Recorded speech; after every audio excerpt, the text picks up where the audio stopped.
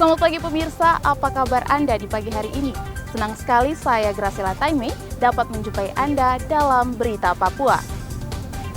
Sejumlah berita menarik dan teraktual telah berhasil dirangkum tim redaksi kami.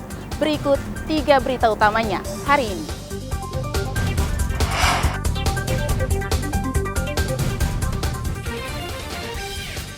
Buntut penganiayaan pemuda di Sorong hingga tewas, jenazah diarak keluarga korban ke kantor Gubernur Papua Barat Daya. Unjuk rasa mahasiswa di lingkaran Brawijaya Merauke tidak ada izin dan dibubarkan polisi. Harga daging sapi di Pasar Wamanggu Merauke mulai mahal.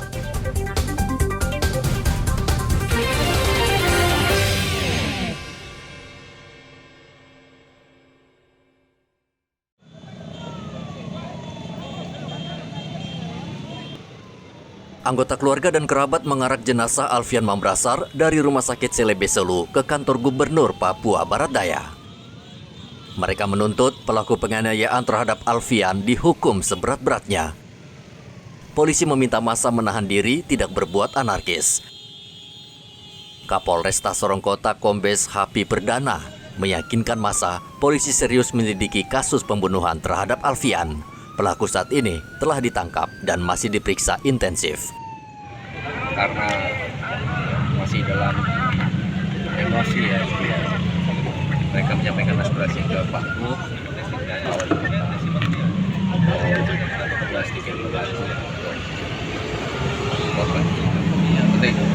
Ya tentunya kita dari pihak kepolisian akan menindaklanjuti ya terkait peristiwa yang tadi malam terjadi. Pelaku sudah kita amankan dan baru kita adakan pelaksanaan pemeriksaan juga mungkin saksi-saksi. Baru kita laksanakan pemeriksaan malam ini karena pelaku juga mengalami luka juga ya tadi malam karena ada dikeroyok massa juga. Sudah, jadi tadi langsung saya berikan bantuan dari Bapak Gubernur dan Bapak Wali Kota langsung ke pihak keluarga, langsung diterima dan mereka berterima kasih kepada Bapak Gubernur Papua Barat Daya dan juga Bapak Wali Kota. Penganiayaan terhadap Alfian Mambrasar terjadi Jumat lalu di depan warung kopi Jalan Basuki Rahmat, Kota Sorong. Pelaku tiba-tiba menyerang korban menggunakan senjata tajam hingga Alfian Mambrasar tewas di tempat. Polisi masih menyelidiki kasus pembunuhan ini. Topan melaporkan dari Sorong, Papua Barat Daya.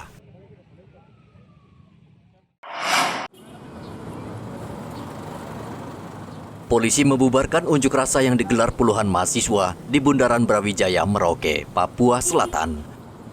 Mahasiswa baru saja berorasi sekitar 5 menit, namun tiba-tiba datang aparat kepolisian yang langsung mengangkut mereka dengan truk ke Mapolres Merauke.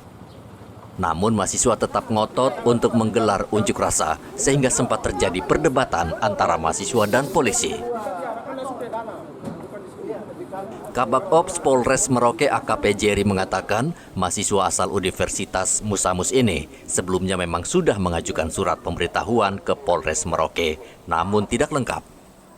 Di mana dari mahasiswa Musamus mereka minta untuk melaksanakan aksi mimbar bebas terkait dengan putusan Pengadilan Tata Usaha Jayapura kaitan yang perusahaan yang berada di Bovendigul.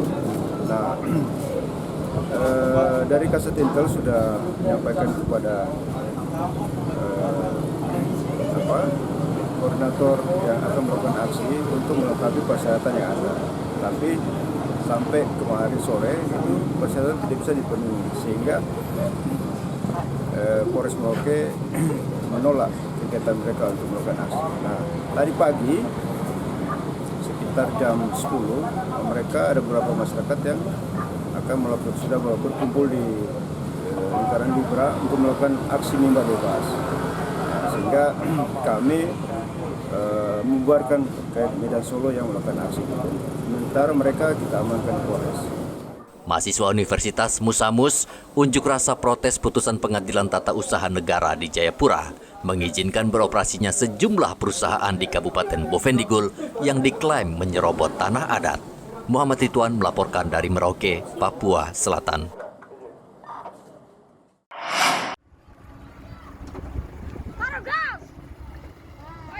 Kapal layar berbendera Australia ini terlilit jaring di Laut Arafura, Merauke, Papua Selatan atau sekitar 21 km dari dermaga Yosudarso. Kapal bernama SV Follow Through tidak bisa bergerak karena jaring nelayan menjerat baling-baling kapal. Tim Basarnas Merauke dengan mengerahkan satu kapal menuju lokasi untuk mengevakuasi kapal bersama nahkoda. Tidak lama berselang kapal layar tersebut berhasil ditarik ke dermaga Merauke. Petugas kantor imigrasi Merauke dan kesehatan pelabuhan mengecek seluruh dokumen termasuk kesehatan nahkoda. Kodi sang nahkoda ternyata bisa berbahasa Indonesia. Ia mengucapkan terima kasih pada Basarnas Merauke karena telah menyelamatkan dirinya. How about the service from Basarnas? Yeah, service from Basarnas very bagus. Yeah, very good. Setelah menjalani pemeriksaan, kapal layar SV Follow Through berencana akan melanjutkan pelayaran menuju Tual, Maluku Tenggara. Muhammad Ridwan melaporkan dari Merauke, Papua Selatan.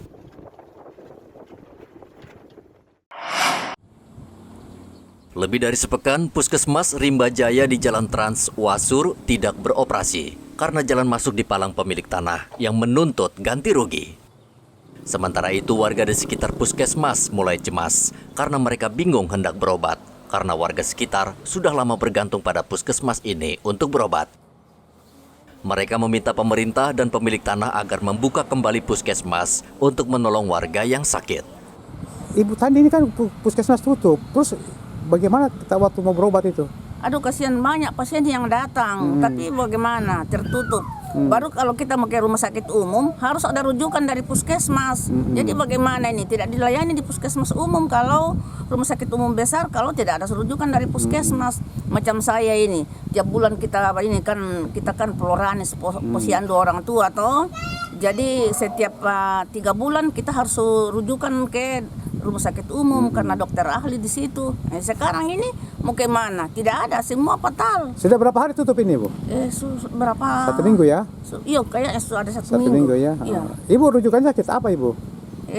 Tidak, artinya check up saja Check up sebagai saja, ya? orang tua toh. Oh, iya. Banyak itu peloranis. Oke. Nah, Ibu harapan Ibu seperti apa, Ibu? Supaya walaupun bagaimana ada persoalan, puskesmas itu saya rasa itu tetap dibuka saja. Ya. Kalau memang mau ditutup biar dinas saja. Puskesmas ini penting untuk kepentingan umum. Nah, kalau bisa ya dibuka, jangan ditutup karena ya masyarakat itu perlu Berobat ya. berobat di puskesmas ini. Kalau ditutup bagaimana nanti kita ada banyak orang sakit, kasihan yang sakit itu mau berobat di mana kalau orang sini itu. Puskesmas Rimba Jaya di palang pemilik tanah Ulayat yang mengklaim memiliki tanah dan belum dibayar pemerintah. Selain puskesmas, di lahan seluas 47 hektar tersebut juga berdiri kantor dinas kesehatan Merauke. Pemilik tanah bersedia membuka palang asal pemerintah membayar ganti rugi sebesar 15 miliar rupiah. Muhammad Ridwan melaporkan dari Merauke, Papua Selatan.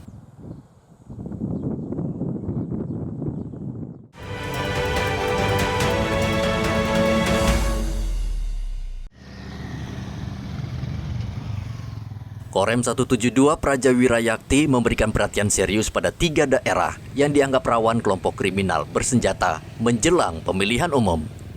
Ketiga daerah tersebut yakni Kabupaten Duga, Yahukimo, dan Pegunungan Bintang, Papua Pegunungan. Ketiga daerah ini kerap menjadi medan teror dan gerilya KKB melawan pemerintah. Komandan Korem 172 Praja Wirayakti, Brigjen Dedi Hardono mengatakan, personel TNI hanya membantu Polri untuk mengamankan pemilu dari gangguan KKB. Namun TNI tetap mengerahkan ribuan personel organik dan non-organik serta satuan tugas di wilayah Kodam Cendrawasih. Seperti misalnya di daerah Yahukimo, kemudian di Pegunungan Bintang dan di Duga. Namun sampai dengan saat ini alhamdulillah ya mudah-mudahan dengan support seluruh masyarakat tentunya dengan kesadaran siapapun itu saya yakin akan pelaksanaan pemilu akan berjalan dengan baik dan lancar. Bersama-sama menyukseskan pemilu ini nanti dan tentunya TNI terutama yang ada di wilayah Papua harus netral. Seluruh tentara harus profesional dan tidak boleh terlibat politik praktis secara langsung maupun tidak langsung dan fokus pada tugas pokok, menjaga kedaulatan negara Indonesia. Hendra melaporkan dari Kota Jayapura, Papua.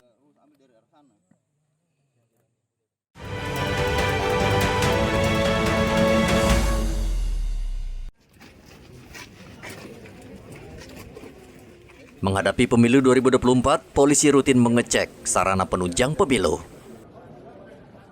Kepala Kepolisian Resor Mimika AKBP Igede Putra mengatakan masih kekurangan sarana dan berharap mendapat bantuan dari Polda Papua. Ya, semuanya ini terkandung maksud untuk bagaimana kita lebih mempersiapkan segala sesuatunya dalam pelaksanaan operasi mantap berata yang sudah bergulir. Memang ya, kalau dilihat dari sarana prasarana tidak semuanya memang tercukupi. Ya, akan tetapi bagi kami ya bagaimana nantinya kita menyiasati dengan segala fasilitas yang ada untuk saat sekarang ini bisa kita maksimalkan sehingga bisa meng-cover seluruh pelaksanaan kegiatan nantinya di lapangan. Ya, jadi bagi kami itu menjadi tantangan tersendiri buat kami dalam pelaksanaan tugas nanti. Upayakan. Cuman kita pun pasti harus ya bisa memaklumi ya kondisi juga dengan segala keterbatasan.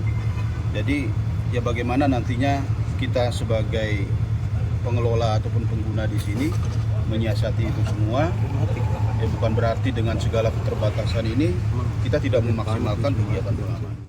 Meski kekurangan sarana, Kapolres menghimbau anak buahnya tetap bekerja sesuai prosedur dalam pengamanan pemilu. Apalagi dalam waktu dekat, kampanye Capres, Cawapres, serta Pileg akan dimulai. Igo Batmomolin melaporkan dari Mimika, Papua Tengah.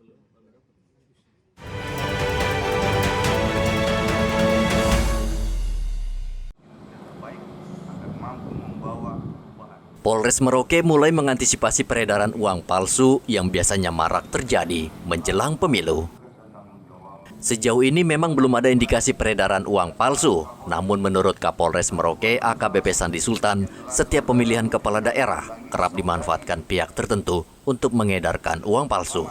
Uang palsu ini digunakan untuk mempengaruhi pemilih atau politik uang yang akhirnya akan merugikan masyarakat, khususnya rakyat kecil. Uang palsu yang berada di Papua yang marak saat ini ya, ataupun juga ada penyampaian khusus terhadap kami di wilayah Merauke oleh pimpinan. Saya coba koordinasi dan mapping dulu ya, karena rekan-rekan ini lebih tahu sepertinya ya. Saya coba cek dengan melalui Kasat Intel dan jajaran Kapolsek. Kalau memang itu menjelang pemilu nanti ya ada terdapat uang palsu, berarti betul ya peredaran itu ada di Merauke. Saya akan tindak lanjuti. Untuk menjaga keamanan dan ketertiban menjelang pemilu, Polres Merauke kembali menghimbau masyarakat Merauke agar tidak mudah mempercayai hoaks dan terpengaruh hasutan pihak tertentu yang bisa memicu keributan. Muhammad Ridwan melaporkan dari Merauke, Papua Selatan.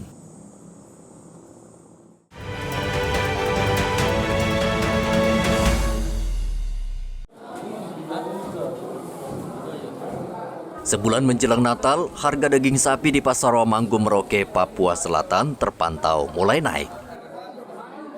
Kenaikan rata-rata Rp10.000 per kilogram, yaitu dari Rp120.000 menjadi Rp130.000 per kilogram.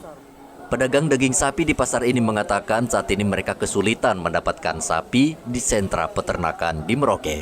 Harga yang ditawarkan pemilik sapi sangat tinggi, sehingga mau tidak mau mempengaruhi harga daging sapi di pasaran. Standarnya masih berapa, Pak? 130 per kilogram. Per kilogram untuk 1 kilonya ya? Per kilogram ya. Saat ini atensi masyarakat minat untuk membeli daging seperti apa? Masih kalau sekarang ini masih kurang. Masih kurang.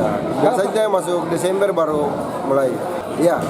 Kalau Natal ya justru lebih ramai ya. Biasanya sampai berapa kilo itu?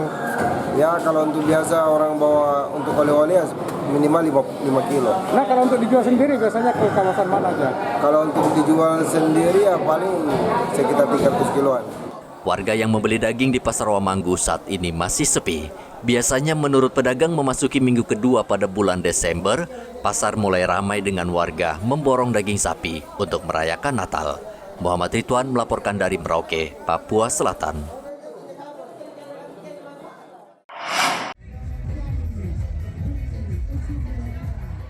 Mama-mama Papua di Kabupaten Mapi, Provinsi Papua Selatan, yang bergerak di bidang usaha mikro kecil dan menengah atau UMKM merasa senang.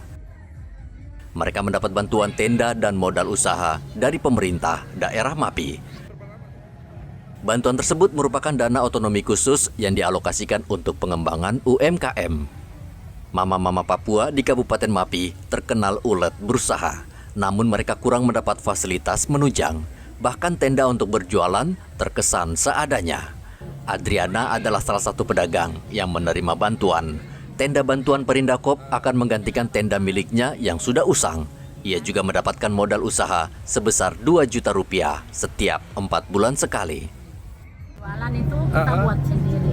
Oh begitu? Ya. Setelah Bapak PD lihat, seragamkan saja. Baik, jadi supaya mungkin lebih rapi ya? Rapi, kita dari Perindakop supaya bantu ibu-ibu. Iya. Modal usaha. Iya. Modal usaha itu setiap bulan dari Perindakop mereka kasih 500.000. 500.000. Iya. Dan itu diterima nanti? Diterima pertama waktu itu bulan Januari kita terima 500.000. Baik. Kemarin bulan Juli. Iya, baru kita terima lagi. Jadi berarti tidak lagi per bulan tapi iya, 4 per bulan tapi 4 bulan sekali terima. Berarti sekali terima 2 juta ya. Cukup membantu Mama? Cukup ya. Untuk modal usaha bagus ya. Ada 500 pengusaha usaha mikro kecil menengah yang menerima bantuan modal usaha dan tenda dari Pemkab Mapi. Bantuan ini sangat bermanfaat dan memberikan semangat pada mama-mama Papua yang setiap berjualan dengan kondisi memprihatinkan untuk memenuhi kebutuhan hidup sehari-hari. Eman Beta melaporkan dari Kabupaten Mapi, Papua Selatan. Pemirsa, informasi tadi sekaligus mengakhiri jumpa kita pada pagi hari ini. Saya Graciela Taime, mewakili kerabat kerja yang bertugas menyampaikan terima kasih, selamat beraktivitas, sampai jumpa. Wanyambe.